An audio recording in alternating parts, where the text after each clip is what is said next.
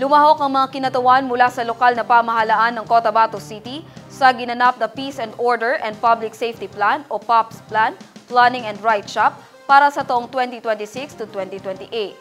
Layunin ng hakbang na maresolba ang problema sa kapayapaan, iligal na droga at pang-aabuso. Ang detalye sa report. Nagtipon ng mga kinatawan mula sa iba't ibang ahensya ng mga local government unit sa BARM upang makapagbuo ng Peace and Order and Public Safety Plan o POPS Plan para sa taong 2026 to 2028. Ang POPS Plan, Planning and Right Shop ay pinangunahan ng Ministry of Interior and Local Government o MILG.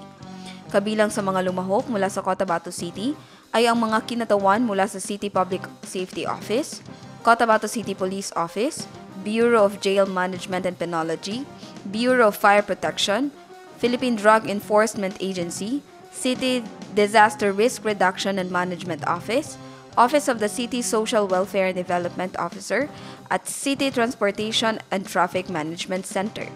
Tinalakay sa planning ang mga konkretong plano sa pagresolba ng iba't ibang problema sa kapayapaan, droga at pang-aabuso. Kasama rin sa pulong ang mga bagong halal na vice-alkalde ng lungsod at konsehal Johair Madag at Joven Pangilan na nagbigay ng kanilang suhesyon base sa kanilang karanasan bilang public servants sa lungsod ng Cotabato.